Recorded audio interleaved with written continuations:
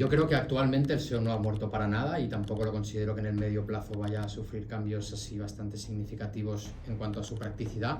A veces nos obsesionamos con el SEO, pero eso es un tema de experiencia de usuario. Y si la experiencia de usuario es negativa, da igual que estés bien posicionado, hay que solventarlo.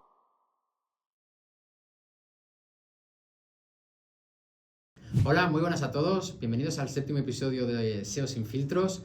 Hoy venimos a hablar de 14 mitos o afirmaciones que se vienen dando en el mundo del SEO. Algunas pueden ser ciertas, otras con el clásico depende, y vamos a un poco a comentarlas una a una y Empezamos. intentar ahí agrupar conocimiento. La primera de ellas, el SEO ha muerto. ¿Qué opinas, Iván? ¿Qué opinas tú?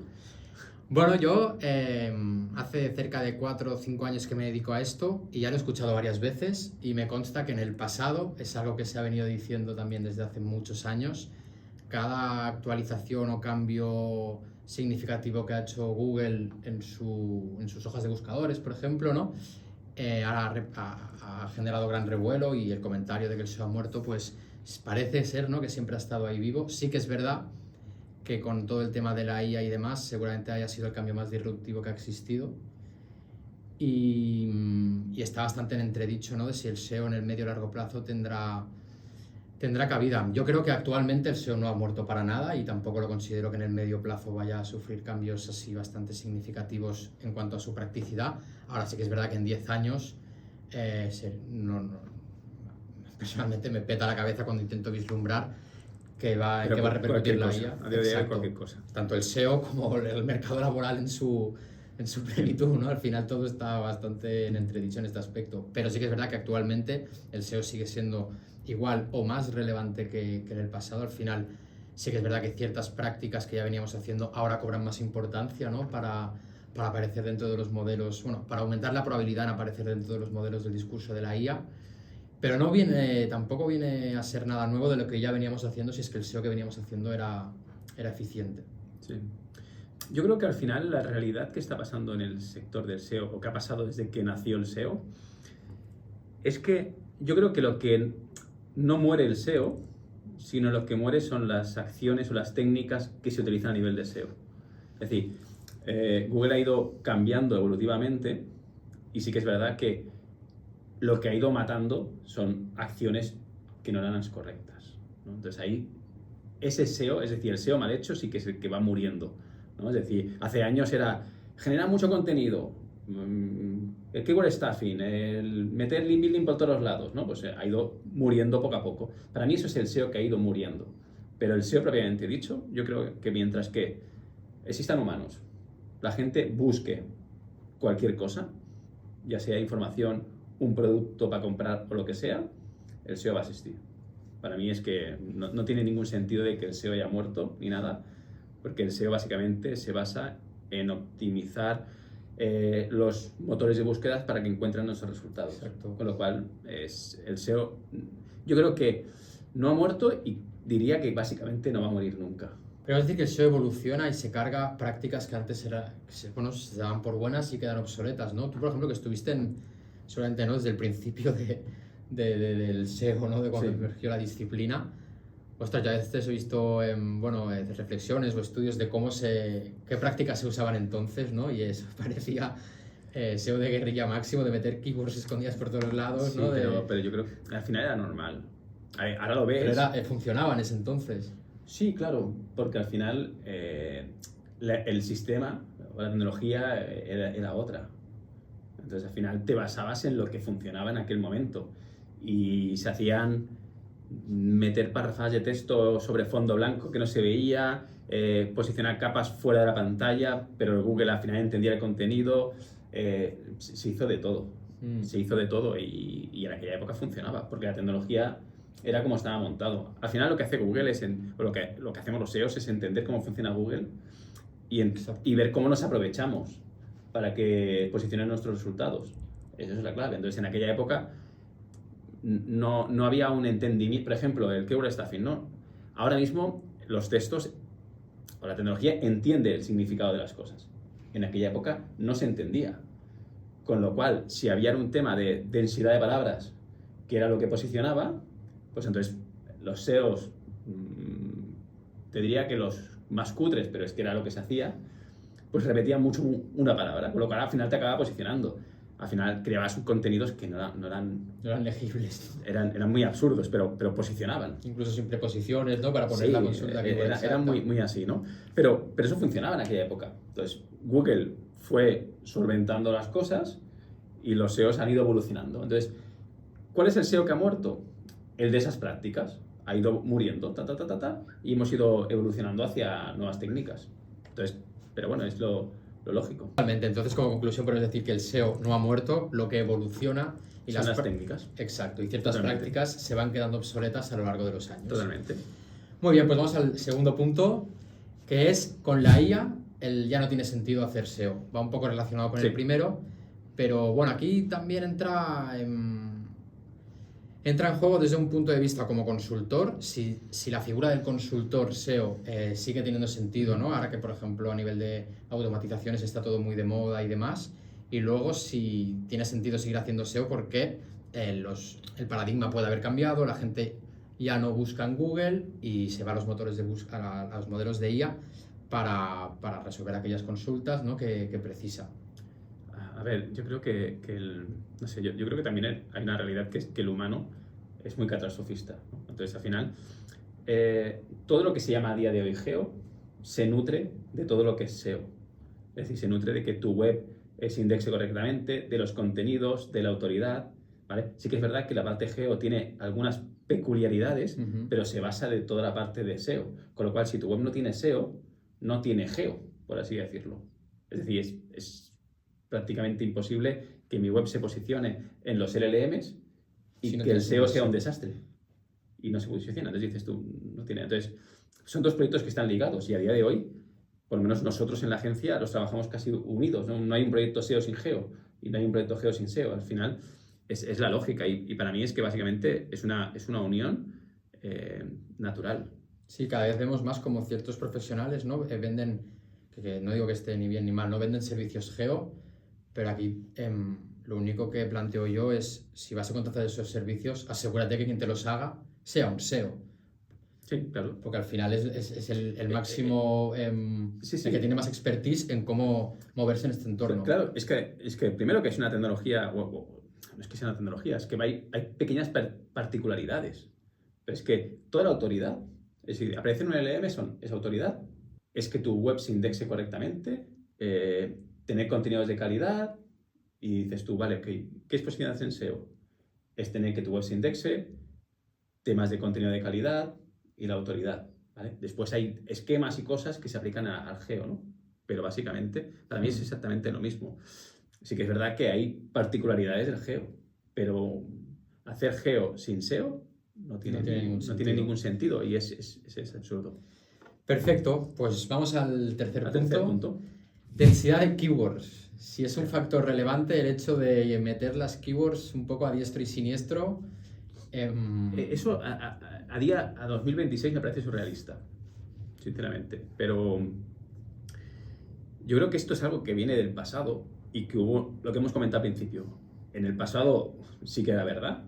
Si tú ponías un porcentaje alto de repetición de una keyword, se posicionaba. Después Google lo que dijo es, oye, que para controlarlo, dijo, hombre, en un texto un porcentaje altísimo de esta keyword no tiene ningún sentido. Y fue, entonces de ahí salió el mito de hay un porcentaje del 1, el 5, el 2 o el 7% de repeticiones. Para mí es una estupidez. Y tú al final tienes que escribir para un usuario. Y las keywords, la densidad, los porcentajes, es que es natural. Para mí es natural.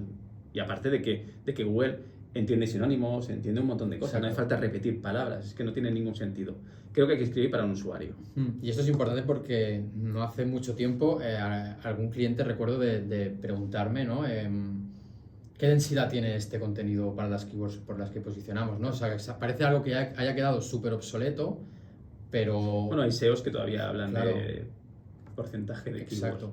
Ahora bien, decir que la densidad no es un factor relevante no significa que tú para un contenido, ya sea transaccional o informacional, tengas unas keywords, unas consultas que son a las que les quieres dotar de visibilidad y esas consultas de forma natural en el contenido tienen que estar. Tienes que dar contexto tanto a las personas como a los bots de lo que va ese contenido. Y hay elementos como, por ejemplo, el title que le pongas o el H1 que le pongas o los diferentes encabezados te tienen que servir para a la vez mostrar a los usuarios de qué va cada párrafo, cada contenido, y también para los bots que comprendan para eso se hace el keyword research. Exacto. Se analiza y se genera un contenido en base al keyword research, a la intención de búsqueda y en el fondo a lo que espera el usuario encontrar. Exacto. Pero determinar cuántas palabras voy a repetir de la keyword principal no tiene ningún sentido. Vamos al siguiente. Los backlinks son lo único que importa. No se puede hacer SEO si no gozas de muchos backlinks y mucha autoridad. Aquí podemos discutirnos. Aquí, bueno, no creo que sea una respuesta sencilla. Al final, creo que depende mucho de cada caso. Por ejemplo, si nos ponemos en una situación donde nos encontramos con un comercio electrónico, con no demasiada trayectoria en el mercado, que tiene una competencia que siempre está por arriba suyo, ¿no? Vas a necesitar de cierta relevancia y autoridad a ojos de Google. Sí que es verdad que a nivel on-page tú puedes hacer muchísimas cosas antes de liarte a hacer estrategias de captación de enlaces. Tener una buena arquitectura, que todo el factor técnico del SEO esté bien hecho, un contenido que resuelva bien la intención de búsquedas. Y estas 3 cosas ya puedes tardar mucho tiempo en implementarlas e implementarlas bien. Pero sí que es verdad que llega un momento donde cuando tienes gran parte de tu on-page, ¿no? Todo lo que puedes hacer tú en tu web optimizado, una buena estrategia de backlinks y de menciones de marca nunca te van a venir mal. Pero con ello lo que quiero decir es que muchas veces lo que podemos pensar es tiramos de fuerza bruta desde un primer momento con la autoridad, pero si no tienes el ABC, sobre todo una buena arquitectura montada, no me liaría a comprar enlaces ni a prácticas relacionadas. Yo creo que es lo mismo que hemos comentado antes. Es decir, este mito viene de una época en la cual la relevancia principal de un dominio se basaba básicamente en los enlaces. Con lo cual, si tú le metías un volumen muy alto de enlaces, da igual lo que tuvieras, que eso posicionaba, ¿no? Al final hay que entender que la base de todo Google es el enlace, que en el fondo es la base de Internet también, ¿no? Y yo creo que este mito se basó así, ¿no? A día de hoy tú puedes posicionar una página sin enlaces. Yo creo que se puede llegar a posicionar. ¿Se puede llegar a posicionar una página sin enlaces en un sector con mucha competencia? Yo creo que realmente es muy difícil. Darle señales a Google de que tú eres, que muestras la experiencia y la expertise, ¿no? En un tema en concreto. Al final Google quiere mostrar el mejor resultado, pues tienes que hacer todas las acciones para demostrárselo. Totalmente. Por lo tanto, aquí al final nuestro mito es, depende del sector, los enlaces son importantes, no es lo único, porque pues, si tienes un contenido malo, claro, y por mucho enlace que tenga no va a funcionar, pero sí que es verdad que te da un push. Y si tienes enlaces de calidad, el push es importante. Exacto. Es la realidad, lo venda la gente como lo venda. Vamos al siguiente punto. Sí. El contenido largo tiende a posicionar mejor. Yo creo que es otra estupidez también. Yo básicamente considero que el contenido tiene que ser adaptado a la intención de búsqueda y al término que estamos intentando posicionar. Creo que hay contenidos que tienen que ser me invento 5.000, 6.000, 10.000 palabras, porque es que es lo que se requiere, y hay contenidos que tienen que ser 300 palabras, porque es que es lo que requiere ese término, ¿no? Entonces, al final, no creo que haya un porcentaje o un volumen de palabras para posicionar algo. Eso es mi opinión. Creo que va a depender mucho del contenido y de lo que se quiera. Sí que es verdad que, por ejemplo, en e-commerce a veces es común, ¿no? Ver algunos e-commerce donde sus páginas de listado de productos son simplemente, pues, ¿no? Con el encabezado principal y abajo hay un párrafo de texto. Y abajo un párrafo de texto. No considero que incluir texto adicional en la parte inferior, siempre que le des un sentido a ese texto, venga a venir mal. Yo creo que ese contenido es más útil meterlo en la propia landing de productos, intercalado por secciones y que básicamente cubra una función. Exacto, tiene que tener un sentido de... Porque para mí nos tenemos que basar en el sentido común. Un texto al final de todo es algo que no se va a leer nadie. Y eso lo sabe tú y lo sabe Google. Si cogemos ese texto y lo intercalamos en la landing de listado de productos, aportando valor al usuario, es mucho más útil que ponerlo al final. Totalmente, cobra mucho más sentido al final Sí. que en la parte inferior le estás dando la mínima importancia a ese Sí. contenido. Sí que es verdad que encontramos webs con mucha autoridad donde no les hace falta incluir contenido cuando no hace falta, pero en muchos casos, pues para atacar, por ejemplo, esas keywords long tail o para resolver ciertas intenciones, nos viene bien jugar Sí. con el esqueleto de las landings para poner Totalmente. cierto contenido. También es verdad que, por ejemplo, con los LLMs ahora cierta práctica que considero que no está mal es aprovechar ese contenido para atacar esas long tails, ¿no? Y un poco facilitar el hecho de que la IA te chanquee, ¿no? Es decir, que coja parte de ese contenido y lo muestre como respuesta. Sería un poco el tema. Sí, sí, totalmente. Pero para mí, la opinión es que yo creo que el contenido tiene que estar basado en la intención de búsqueda del usuario y ya está. Entonces ahí puede ser mayor o menor en función de lo que se quiera posicionar. No hay un estándar de 1000 palabras, 5000 o 200, no tiene sentido, desde mi punto de vista. Pues vamos al siguiente punto. Google penaliza el contenido duplicado. A ver, mi opinión es que tener contenido duplicado nunca es una buena idea. De hecho, una de las prácticas muy comunes en SEO es asegurarte que eso no pasa, tanto en las verticales transaccionales, que todas las URLs cubran intenciones de búsqueda diferentes, incluso en blogs, por ejemplo, tú tienes para cada post, pretendes posicionar una serie de consultas y no tener contenido muy similar entre los diferentes posts es algo que forma parte de la disciplina del SEO, es precisamente una de las cosas que hacemos. No sé qué opinión tienes tú. Penalizar quizá no sería la palabra. Claro, es que para mí el matiz es lo que significa penalizar. Penalizar básicamente es cuando tú tienes un tráfico y de golpe cae, se desploma, ¿no? Eso es una penalización. El contenido duplicado para mí no es una penalización. El contenido duplicado, a ver, digamos que Google puede penalizar el contenido duplicado cuando es algo exagerado, pero porque está creado con una intención, ¿vale? Para mí lo que conseguimos con el contenido duplicado es que nuestra web sea ineficiente.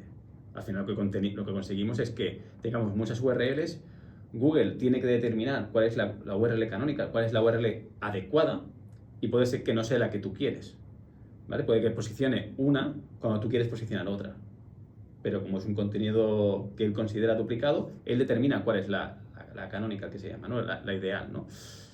Para mí esa es la situación y lo que conseguimos con mucho contenido que básicamente es duplicado o tiene gran parte duplicado es que nuestra web se convierte en algo ineficiente. La autoridad se diluye en un montón de contenido que realmente no aporta. Entonces ahí para mí es la clave. Y no es una penalización, pero sí que es ineficiencia en la web. Es como que cuanto más fácil les pongas las cosas a Google... Bueno, es el trabajo del SEO. Claro, por norma general mejor resultado vas a tener. Totalmente. Si le pones las cosas difíciles de comprender, que te muestra en función de lo que sabes, ahí es cuando... Es que por eso, para mí, el SEO tiene una vertiente de negocio y una vertiente técnica. Y entonces te tienes que entender, primero, a nivel de maquetación y programación, para que sea lo más eficiente para coger la información, y después a nivel de negocio para entender que Google entienda bien el significado de las cosas. Pero lo que comentas, yo creo que no. No penaliza, pero sí que se vuelve ineficiente la web. Perfecto, pues vamos al siguiente punto. Las metadescripciones son un factor de ranking. ¿Qué opinas? Yo opino que las metadescripciones cada vez importan menos, de hecho Google cada vez las muestra menos. Sí que es verdad que tiempo atrás, más que factor de ranking, quizá te ayudaba a incentivar el CTR, ¿no? Ofrecer cierto texto sugerente que incentive un poco al usuario clique. Y eso de forma indirecta sí que es un factor de posicionamiento, porque si consigues que tu resultado 3 sea más clicado que el resultado 1, Google va a determinar, ¿no? El sentido común me invita a pensar que Google va a determinar que el resultado 3 satisface mejor esa intención y seguramente te premie. Pero bueno, son cábalas que tampoco... Pero bueno, por ejemplo, sí que sí que es empírico, iba a decir, ¿no? Que Google sí que valora el hecho de que tú entres a un contenido, te salgas y entres a otro. Pero bueno, eso es el poco stacking. Pero el tema básicamente es la meta description. Yo creo que Google ni se la mira. Otra cosa es lo que tú estás diciendo. que yo cuando vea un resultado a través de esa meta description me parezca interesante y clique. Para mí es más un tema de, vamos a decir, de influencia al CTR. Y eso, que después podemos hablarlo o no, puede incitar o puede incidir en el posicionamiento, porque al final tienes más personas que están clicando y más personas que están accediendo a un contenido, que después habrá que ver con el famoso pogo sticking, si realmente salen o entran y ver si eso también afecta, ¿no? Pero para mí la meta description no es un factor relevante dentro del posicionamiento, propiamente dicho como meta description. O sea, si te ayuda a incentivar el CTR, ahí ya... Otra cosa es que si te ayuda, puede afectar a otras cosas, ¿no? Pero es como un efecto colateral de la meta description. Pero para mí, como factor que digas, voy a desarrollar muy bien la meta description para que entienda mejor, no sería una cosa en la cual tiene ningún sentido que focalizar demasiados esfuerzos en eso. Es más un tema para mí de CTR, de hacer clic. Perfecto, pues vamos al siguiente. La tasa de rebote afecta a los rankings. ¿Qué opinas, Iván? Según Google, no. Mi opinión es que lo más lógico es que sí. Yo creo que toda métrica que tenga que ver con experiencia de usuario, en mayor o menor medida te va a influenciar en los rankings. Al final tiene sentido pensar que sí, porque si la gente entra en tu página, no le gusta lo que ve o cómo lo muestras y tiende a salirse sin hacer nada... Eso para mí demuestra el posible nivel de calidad del contenido. Pero bueno, Google siempre ha dicho que no. Pero yo estoy con que no sé si es un factor muy relevante, pero sí que nos va a permitir a Google determinar la calidad del contenido que está generando. Y luego también quizá habría que tener la reflexión de qué más da si Google lo valora o no como señal de buen contenido y afecta el posicionamiento. Si tú tienes métricas que te están diciendo que los usuarios no se sienten cómodos en tus páginas, actúa igualmente, independientemente de si Google lo valora o no. Pero al final, yo creo que el pogo sticking que es básicamente entrar y salir, para mí puede ser un factor porque valora la calidad, y creo que la clave está en lo que tú has dicho. Es decir, al final si tenemos un bounce rate muy alto, es que el contenido de ese artículo o de ese producto no está conectado bien con la intención de búsqueda del usuario, con lo cual hay que solventar esta conexión. Al final, a veces nos obsesionamos con el SEO, pero eso es un tema de experiencia de usuario. Y si la experiencia de usuario es negativa, da igual que estés bien posicionado, hay que solventarlo. Y un poco el tema es ese. Porque el SEO te tiene que servir precisamente para posicionar, para que luego los usuarios hagan la interacción o el objetivo que tú tengas dentro de tus páginas. Si eso no está pasando, tienes que actuar independientemente de si va para el ranking o no. Totalmente. Perfecto, pues vamos a la siguiente. Google Ads beneficia al SEO. Yo creo que no, en absoluto, de forma directa. Pero si tus campañas de publicidad te ayudan a generar marca, de forma indirecta te va a beneficiar el SEO. Al final, la marca es algo que considero que cada vez es el factor más importante dentro del mundo digital, ya no solo del SEO. Y si todas las acciones que tú hagas, que no son propias de SEO, te ayudan a generar más marca, a que la gente te busque más por marca, conozca más tus servicios, te busque en Google+, etcétera, te va a influir en el SEO seguro. Ahora bien, hacer campañas de Google Ads para te beneficiar en el SEO no es la idea. Hace poco, por ejemplo, un cliente nos dijo, quiero meter Google Analytics porque como es de Google, Google lo va a tener en cuenta y me va a posicionar mejor. No, vamos a tener Google Analytics porque si no vamos a ir a ciegas. Sí. Pero no vamos a hacer, no vamos a poner Google Analytics para rankear mejor porque no tiene ningún sentido. Pues lo mismo con los ads. Correcto, no, al final yo creo que se confunden términos, ¿vale? Para mí Google Ads es una cosa, el SEO es otra, pero sí que es verdad que cuando tú inviertes mucha publicidad, haces mucha publicidad en Google Ads, tú tienes mucha más presencia, y cuando tienes mucha más presencia ganas en marca, y cuando tienes más marca puedes hacer más búsquedas, con lo cual tu volumen de búsquedas de marca aumenta, y eso sí que puede afectar al SEO. Al final vendría a ser como si haces un anuncio en la tele. Si haces un anuncio en la tele, hay un volumen de búsquedas que aumenta por tu marca, con lo cual la relevancia y autoridad de tu marca crece. Entonces, Y eso es lo que te beneficia. Claro, el tema es, ¿la televisión es un factor clave para el SEO? No, es una acción que tiene una repercusión y que afecta de alguna forma al SEO, ¿no? Pero eso es la parte de marca, y Google Ads con publicidad genera marca, las redes sociales, todo, Claro. de alguna forma. De igual forma que si tú haces anuncios, la gente entra en tus páginas por los anuncios y tú muestras un servicio de venta adecuado, un servicio postventa adecuado, ¿no? Las personas que te compran, si llevan una buena experiencia, estás generando esa marca. Sí.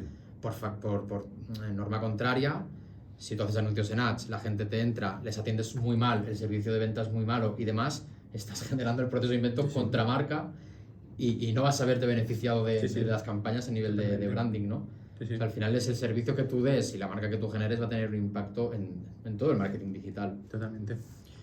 Vamos al siguiente entonces, que va un poco relacionado, que es todo lo que nosotros hagamos en redes sociales influencia en el SEO. Bueno, aquí hay 2 puntos. Para mí es la marca, que hemos comentado. Es decir, a ver, yo creo que ha habido 2 etapas aquí, ¿no? Es decir, ha habido una etapa en la cual Google no podía acceder a las redes sociales, con lo cual lo que tú publicases, que mucha gente decía, publicamos en Facebook, publicamos en Instagram y si tú no puedes indexar el contenido, no sé lo que dices, con lo cual no tiene ningún sentido. Ahora sí que es verdad que hay una, vamos a decir, integración entre Google e Instagram, ¿vale? Y las redes sociales, con lo cual eso empiezas a aparecer en Google a través de las redes sociales, con lo cual generas marca, generas resultados y ocupas un espacio dentro de las SERPs, ¿no? Con lo cual, para mí, toda la parte de redes sociales, de alguna forma, está empezando a ayudar a dar marca a generar marca, ¿no? Y por ende, ayudas a posicionarte. Claro, no es que las redes sociales te ayuden al SEO, simplemente que el efecto que te generan las redes sociales a nivel de conciencia de tu marca aumenta. Exacto, es algo parecido a lo que hemos comentado. Y después hay una cosa que es que ahora hay posts de Instagram y de TikTok que empiezan a aparecer, que aparecen ya en Google, con lo cual hay que trabajarlo bien. Exacto, de hecho para algunas consultas informacionales donde aparece el overviews, cada vez aparece más, de forma más común un bloque de vídeo de YouTube, que es el que te resuelve el contenido. Totalmente. Y eso es SEO precisamente también. Correctamente, SEO. Perfecto, vamos al siguiente. Este puede ser a veces un poco peliagudo. El SEO es algo que solo se hace una vez. Optimizo mis páginas, lo tengo todo listo y me olvido. Yo creo que el principal punto por el cual esto no es cierto es porque tu competencia no va a hacer eso. Correcto. Mejor dicho, no. Porque si tú haces SEO perfecto, tienes toda tu arquitectura bien montada, todo a nivel técnico todo bien, que se dice muy rápido y no lo es tanto, si te quedas en ese punto puede ser que estés bien un tiempo, pero que sepas que tus competidores van a seguir picando piedra para encontrar aquellas oportunidades que tú ya de las cuales te has decidido olvidar y muy probablemente te salga el tiro por la culata en ese aspecto. Sí, yo creo que aquí la situación que hay es que la ventaja que tiene el SEO frente a publicidad es que tú puedes trabajar el SEO y cuando estás muy bien posicionado, si dejas de hacer el SEO, si dejas de trabajar el SEO, digamos que la propia inercia continúa y continuará más o menos en función de tu nicho, de tu sector. Va a haber sectores en los cuales dices, si lo dejo ya tengo un problema porque mis competidores son súper agresivos, y habrá competidores o sectores en los cuales puedes tirar meses o incluso años, ¿no? La diferencia que hay con ads es que en el momento que dejas de invertir, se acaba la fiesta. Se ha acabado el flujo de ingreso y se ha acabado, ¿no? Y eso es la ventaja que tiene el SEO. Pero el SEO, como tú bien dices, tienes que trabajar constantemente. Primero porque Google va cambiando las cosas cada 2x3. Google o los diferentes LLMs. 2, tu competencia está trabajando. Hay estudios que determinan que el volumen de búsquedas anuales se incrementa, con lo cual hay nuevos términos, con lo cual hay que trabajar constantemente. No es un proceso de hago el proyecto y se acaba y ya está, ¿no? Ojalá, ¿no? Pero la realidad es que hay que ir trabajándolo porque al final tienes que ir escalando el proyecto. Y muchas veces el proceso de tener el SEO bien para olvidarte, o sea, rara vez llegas a ese punto donde no tengas nada que hacer a nivel de SEO. No, es imposible prácticamente. Creo que es imposible. De hecho, creo que un buen SEO rara vez te dirá aquí no puedo hacer nada más ya. Que es muy difícil porque siempre hay cuota de mercado que ocupar. Entonces, al final, es imposible que tengas el 100%. Siempre tienes competidores y siempre hay cosas que puedes hacer para rascar ese tráfico de los competidores. Perfecto, así categóricamente decimos que no, el Correcto, SEO no es algo que hagas solo una vez. Vamos al siguiente que tiene bastantes matices según mi punto de vista, que es, para posicionar es necesario actualizar el contenido muy frecuentemente. Hablamos de SEO en search, no de noticias ni nada relacionado. Yo creo que para mí hay que buscar un refresco de contenido correcto para el sector que estamos. En mi caso, yo creo que hay que ir generando contenido progresivamente para que Google nos vaya teniendo en cuenta. ¿Pero aquel que ya existe irlo actualizando también te refieres? Yo creo que también tienes que ir actualizando contenido antiguo. A ver, si el contenido antiguo digamos que requiere actualización, creo que es importante actualizarlo. Hay que hacer una refactorización del contenido antiguo siempre y cuando se aporte nuevo. Y hay que analizar los contenidos antiguos y ver cuáles funcionan. Si no funcionan, pues qué hacemos para que funcionen. Pero la frecuencia de creación yo creo que va a depender mucho del sector. Pero yo creo que es importante escribir. Yo creo que hay dos tipos de contenido. Uno que es más evergreen. Sí. ¿No? Al final hay contenido que la resolución es la misma hora que hace 5 años. Y otro que requiere más de actualización. Por ejemplo, si tenemos un bufete de abogados y hay ciertas normativas que se van actualizando y demás, ya no es por posicionar o no posicionar, sino es porque tu contenido puede quedar obsoleto y las personas que entren no van a encontrar la solución en el mismo. Sí que es verdad que el hecho de actualizar ese contenido que requiere de actualización porque cambian las normativas o lo que sea, te va a venir bien en el posicionamiento orgánico. Luego, por otro lado, hay contenido, lo que os comentaba, ¿no? Evergreen, donde, no se me ocurre un tema ahora que pueda tomar como ejemplo, pero bueno, contenido que prácticamente es el mismo, o sea, ¿no? Que no cambia nada y que no tienes por qué actualizar. Nosotros tuvimos un cliente donde había contenido de este tipo que no se actualizaba hace mucho tiempo y una de las cosas que hicimos es actualizarlo y eso nos vino muy bien en cuanto al posicionamiento de esos contenidos. Entonces, yo creo que depende mucho en cada caso, pero si tienes contenido que hace 5 o 6 años que no tocas, seguramente encuentres motivos por los cuales darles una vuelta a ese contenido. Principalmente ahora con los LLMs, no es que hayamos cambiado drásticamente nuestra forma de redactar, pero sí que hay ciertos elementos que conviene tener en cuenta para aumentar la probabilidad de que esos LLMs cojan parte de tu contenido. Antes, por ejemplo, se podía divagar mucho antes de dar respuestas a las preguntas. Ahora tratamos, por ejemplo, de hacerlo menos y de dar la solución lo más arriba posible, por ejemplo, ¿no? El hecho de, por ejemplo, incluir preguntas frecuentes dentro de los contenidos. Si no los tienes, pues puede bien incluirlas porque te permitirá atacar esas long tail, por ejemplo. Enriquecer ese contenido siempre viene bien. Luego, si tienes mucho contenido plano donde solo hay texto, valora también el hecho de incluir, por ejemplo, imágenes, infografías, tratar un poco de ese contenido sea más digerible, ya sea porque te afecte en el posicionamiento o no, pero también porque el usuario una vez entre, ¿no? Encuentre mayor calidad en el mismo. Yo creo que la clave está un poco en analizar el contenido, tanto si es actual o antiguo, y ver exactamente lo que está funcionando y lo que no está funcionando. Y cuando ves que hay un contenido que empieza a dejar de funcionar, lo que hay que hacer es trabajarlo para ver el motivo por el cual.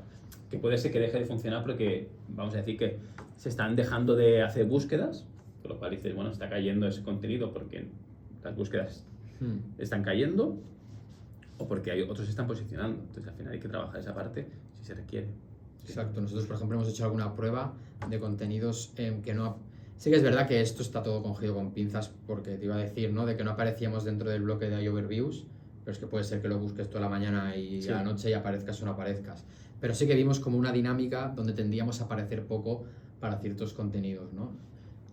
Hicimos una prueba de actualizar varios de ellos y vimos cómo esa dinámica se rompió y aparecíamos más dentro de overviews. ¿Impactos en el tráfico? Pues prácticamente nada, porque dentro de overviews hay muy poco clic, muy poca interacción con esos módulos. Pero ganas marca. Pero ganas marca, ganas presencia y Tras yo cuando veo una hoja de resultados donde aparezco el primero en overviews, resultado orgánico tradicional, aparezco el primero, digo, es que aquí ya no hay nada más que pueda hacer para obtener una mayor presencia dentro de las hojas de resultados de Google. Realmente es clave eso.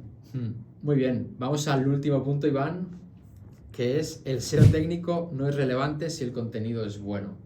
Aquí sí que es verdad que hay muchos SEOs que son muy cracks en la parte de contenidos, creo que es una disciplina bastante potente, pero no creo que haya que olvidar la parte técnica. Sí que es verdad que hay webs y webs, por ejemplo... Ahí iba a ir yo, que depende de quién seas. Claro, sí, y aparte que si hay webs muy pequeñitas, donde tengan muy pocas URLs y simplemente trabajen el blog a nivel de contenidos de forma muy potente, mientras te asegures.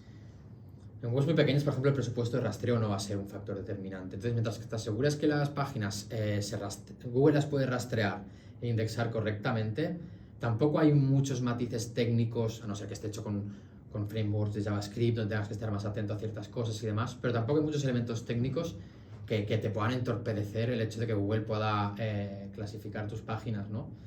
Ahora bien, con webs mucho más grandes, con muchas más URLs, el factor técnico siempre es mucho más relevante.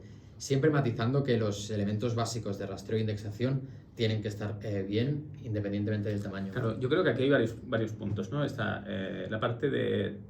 Primero hay que saber quién eres, es decir, qué autoridad.